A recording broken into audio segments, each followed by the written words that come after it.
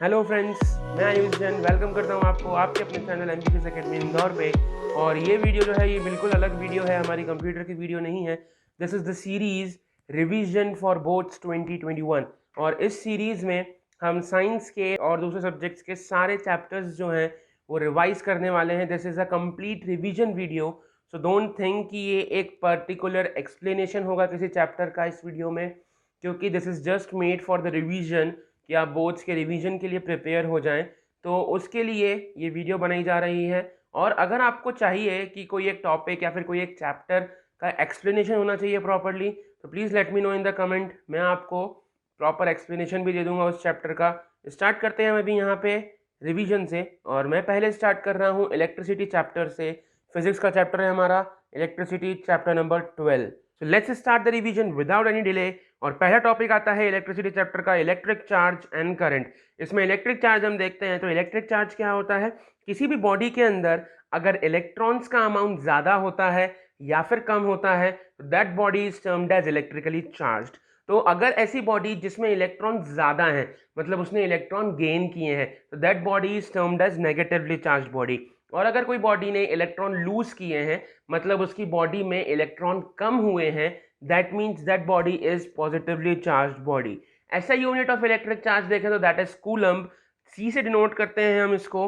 उसके बाद magnitude of charge on one electron की अगर हम बात करें तो that is -1.6 into 10⁻⁻19 coulomb. And magnitude same होता है, बस साइन अलग हो जाता है। अगर हम प्रोटॉन की बात करें तो magnitude of charge on one proton होता है +1.6 इंटू 10⁻⁻19 कूलम्ब। तो this was the electric charge. Next topic पे चलते हैं हम इलेक्ट्रिक करंट पे। इलेक्ट्रिक करंट क्या होता है? Electric current is defined as the rate of flow of charge through a conductor per unit time या फिर इन यूनिट टाइम। तो डेफिनेशन से ही फॉर्मूला बनता है, इस चीज को हमेशा ध्यान रखना है कि rate of flow of electric charge through any conductor in unit time. तो अगर रेट की बात करते हैं हम तो हमेशा ये चीज ध्यान रखना है कि डिनोमिनेटर में आएगा आपका टाइम, और किस चीज का रेट है? That is flow of charge. तो इलेक्ट्रिक करंट का फॉर्मूला बनता है charge upon time, that is Q upon T। Q जो होता है इलेक्ट्रिक चार्ज का डिनोशन होता है, इलेक्ट्रिक चार्ज को हम Q से डिनोट करते हैं, T for time. So I is equals to Q by T। इसमें से यूनिट निकालें अगर हम इलेक्ट्रिक करंट की, तो ऐसे तो एम्पेयर होती है, और अगर आप ऐसे चार्ज की यूनिट इलेक्ट्रिक करंट की यूनिट निकालना चाहें तो वो इलेक्ट्रिक करंट की यूनिट बनती है आपकी कूलम्ब पर सेकेंड। कूलम्ब पर सेकेंड इसीलिए क्योंकि न्यूमरेटर में कूलम्ब है और डिनोमिनेटर में सेकेंड है, तो कूलम्ब पर सेकेंड आपकी करंट की दूसरी यूनिट बन जाती है। अब बात आती है 1 कूलम्ब ऑफ चार्ज। जब 1 सेकेंड ऑफ टाइम में किसी भी कंडक्टर से फ्लो होता है तो उसको हम कहते हैं 1 एम्पेयर ऑफ करंट। तो एग्जाम में डेफिनेशन आती है किसकी, कि आपको ऐसा यूनिट ऑफ करंट को डिफाइन करना है, तो 1 एम्पेयर ऑफ करंट को आपको डिफाइन करना है। तो 1 coulomb of charge flowing through a conductor in 1 second is known as 1 ampere of electric current. Definition याद करने की जरूरत नहीं होती है, बनाई जा सकती है, जस्ट आपको फॉर्मूला याद होना चाहिए। I is equal to Q by T होता है। Q मतलब कूलम, T मतलब टाइम, कूलम मतलब 1 कूलम और टाइम मतलब 1 सेकेंड। तो वहां पे आपके पास 1 coulomb flowing through a conductor in 1 second is known as 1 ampere of current. इस तरह से आप डेफिनेशन खुद से बना सकते हैं। नेक्स्ट आगे चलते हैं हम अगले टॉपिक पे, जो आता है हमारा electric potential difference. Electric potential की अगर हम बात करें तो it is defined as the amount of work done when a unit positive charge is move from infinity to a point या फिर from one point to another point. मतलब कि जब हम एक पॉइंट चार्ज को या फिर पॉजिटिव चार्ज को एक पॉइंट से दूसरे पॉइंट तक लेकर जाते हैं तो उसमें जितना वर्क डन होता है उसको हम कहते हैं इलेक्ट्रिक पोटेंशियल। और इलेक्ट्रिक पोटेंशियल को हम V से डिनोट करते हैं, तो फॉर्मूला बनता है V is equal to W by Q।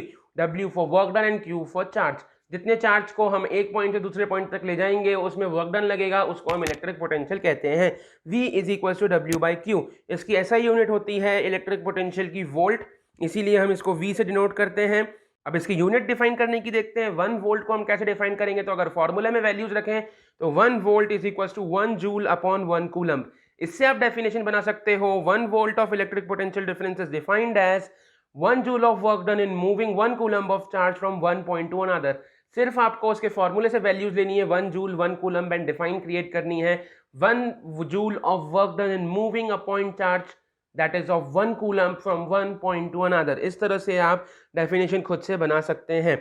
Next आता है एक इलेक्ट्रिक सर्किट। तो सर्किट डायग्राम के लिए आपके बुक में सिंबल्स दिए हुए हैं, एनसीईआरटी में आपको सिंबल्स दिख जाएंगे। यहाँ पे मैंने टेबल लगा दिया, आप इस टेबल में भी देख सकते हैं, पॉज करके नोट डाउन कर सकते हैं। तो ये सारे सिंबल्स जो हैं ये यूज होते हैं एक सर्किट डायग्राम के अंदर। हम अगले टॉपिक पे चलते हैं बिना देरी करें, ओम्स लॉ।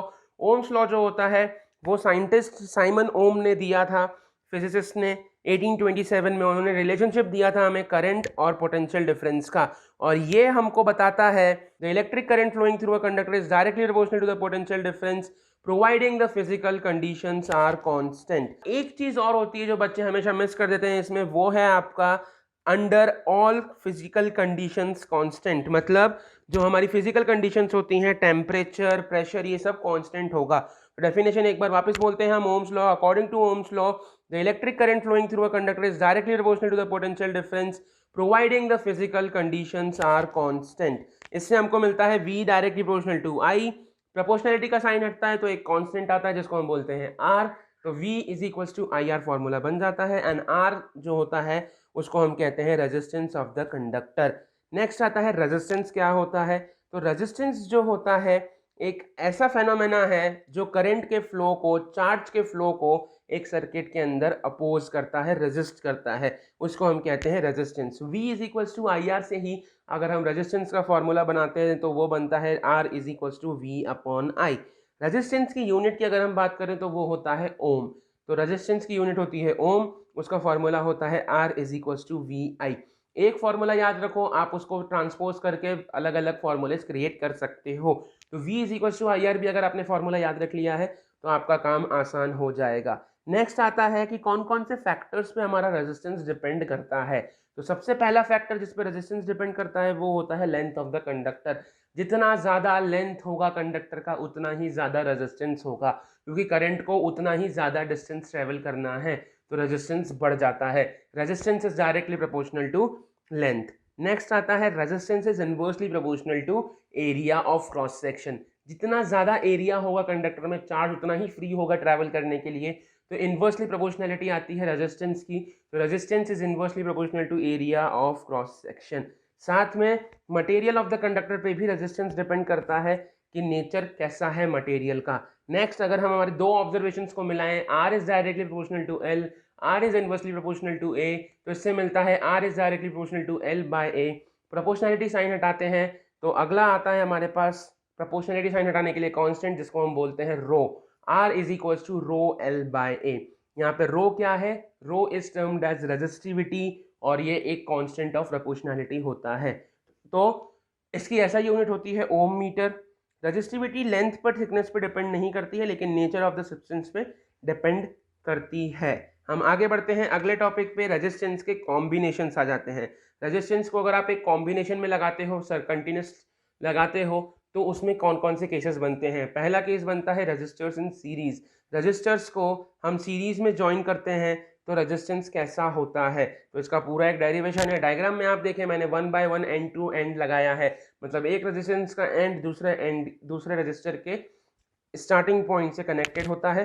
तो इसमें हमारे पास डेरिवेशन आता है। यहाँ पे अगर हम देखें तो हर पॉइंट का पोटेंशियल डिफरेंस अलग होगा, क्योंकि पोटेंशियल डिफरेंस होता है एक पॉइंट से दूसरे पॉइंट तक चार्ज को लेकर जाना। तो यहाँ पे पोटेंशियल डिफरेंस कांस्टेंट बिल्कुल भी नहीं होता है।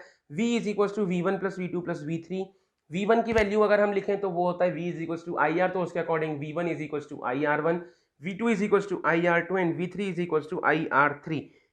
V is equals to V1 plus V2 plus V3 में अगर हम ये V1 V2 V3 की वैल्यू रख दें तो उससे हमको मिलेगा V is equals to IR1 plus IR2 plus IR3। अच्छा, अब यहाँ पे क्वेश्चन आता है कि हमने I1 I2 I3 क्यों नहीं लिया, क्योंकि पूरे सर्किट में करंट जो होता है वो सेम फ्लो होता है, क्योंकि करंट को ब्रेक होने की जगह नहीं है जो करंट स्प्लिट हो जाएगा।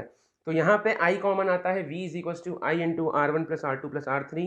यहाँ से IR is equals to I into R1 plus R2 plus I3। I cancel हो जाता है and we got R is equals to R1 plus R2 plus R3। तो यहाँ से हमको ये पूरा रेजिस्टेंस का फॉर्मूला मिल जाता है कि सीरीज कॉम्बिनेशन में अगर रेजिस्टेंस लगते हैं तो वहाँ पे हमारा रेजिस्टेंस कैसा होता है। तो सारे रेजिस्टेंस का सम आता है। नेक्स्ट आता है पैरेलल कॉम्बिनेशन। पैरेलल कॉम्बिनेशन की अगर हम बात करें तो देखो, initial point and final point resistance का दोनों का सेम रहता है, और पोटेंशियल डिफरेंस होता है कि वन पॉइंट से अनदर पॉइंट तक चार्ज को फ्लो कराना। तो यहाँ पे पोटेंशियल डिफरेंस कांस्टेंट रहेगा क्योंकि स्टार्टिंग एंड एंडिंग पॉइंट हर एक रेजिस्टेंस के लिए सेम है। लेकिन यहाँ पे करंट कांस्टेंट नहीं होगा क्योंकि करंट जब आता है तो उसके पास यहाँ पे 3 लाइन दिख रही हैं, वो तीनों लाइन्स में करंट डिस्ट्रीब्यूट हो जाता है, तो करंट ब्रेक हो जाएगा I1 I2 I3 में। यहाँ पे करंट कांस्टेंट नहीं है, I is equal to I1 plus I2 plus I3। I की वैल्यूज रख दी हमने, V अपॉन आर आई होता है तो I1 is equal to V upon R1, I2 is equal to V upon R2, I3 is equal to V upon R3। यहाँ से formula बनाएगा आपका, ये डेरिवेशन हो जाएगा सिंपल वे में, आपको मिल जाएगा 1 upon R is equal to 1 upon R1 plus 1 upon R2 plus 1 upon R3। यहाँ पे बच्चे गलती करते हैं कि बिना एलसीएम लिए इसको ऐड कर देते हैं डिनोमिनेटर को, तो ये गलती आप मत करना, इसको ऐड ज़रूर करना। इसके बेसिस पे अगर आपको क्वेश्चन समझ में नहीं आते हैं तो प्लीज़ आस्क मी, मैं आपको इसके लिए हेल्प ज़रूर करूँगा। नेक्स्ट आता है heating effect of electric current. मतलब इलेक्ट्रिक करंट जब जब फ्लो होता है तो वो एक हीटिंग इफेक्ट ज़रूर देता है, और इस हीटिंग इफेक्ट को हम हमारी डेली लाइफ में बहुत सारी जगह पे यूज़ करते हैं। जैसे आपका इंडक्शन होता है जहाँ पे आप कुकिंग कर सकते हैं, और वो भी इलेक्ट्रिसिटी की वजह से ही होता है। इलेक्ट्रिक चार्ज उसमें जाता है जिसकी वजह से वो हीट होता है, and due to which you are able to cook. Next आते हैं हमारे रॉड्स होते हैं, हीटिंग रॉड्स होती हैं जो हीट करती हैं, गीज़र होता है। तो ये सारी चीज़ें आपको इलेक्ट्रिक करंट के हीटिंग इफेक्ट से मिलती है। यहाँ पे एक और आता है Joule's law of heating. Joule's law of heating कहता है कि हीट प्रोड्यूस्ड होती है, that heat produced in a resistor is directly proportional to the square of current and directly proportional to the resistance and directly proportional to the time for which the current flows in the circuit. इन तीनों चीज़ों के वो directly proportional होता है, और इससे formula बनता है H is equals to I square R T. तो दिस इज हाउ आपका ये heating effect of electric current काम करता है। नेक्स्ट और लास्ट टॉपिक आता है हमारे चैप्टर का, इलेक्ट्रिक पावर। इलेक्ट्रिक पावर में क्या चीज़ है? Electric power defined as the amount of electrical energy consumed in a unit time. जितनी एनर्जी कंज्यूम होती है एक यूनिट टाइम में उसको हम बोलते हैं पावर। इसको हम रेट ऑफ डूइंग वर्क भी बोलते हैं। तो P is equal to W/T एक फॉर्मूला होता है, लेकिन इलेक्ट्रिसिटी के कंसेप्ट में P is equal to VI is the formula, जहाँ पे इलेक्ट्रिक पावर का मतलब पोटेंशियल डिफरेंस इनटू करंट का प्रोडक्ट होता है। P is equal to VI। इसकी यूनिट होती है वॉट, पावर की यूनिट होती है वॉट, और 1 kilowatt is equal to होता है 1000 watt. 1 megawatt is equal to होता है 10 to the power 6 watt. 1 gigawatt होता है 10 टू द पावर 9 वॉट। और अगर आप किलोवाट आवर और जूल का कन्वर्जन देखना चाहो तो 1 किलोवाट आवर जो होता है that is equal to 3.6 into 10 to the power 6 joule. This was the conversion and this was the end of the chapter. जल्दी नेक्स्ट वीडियो में मिलेंगे सीरीज के रिवीजन फॉर बोथ्स वाली में, और हम अगला चैप्टर रिवाइज जरूर करेंगे।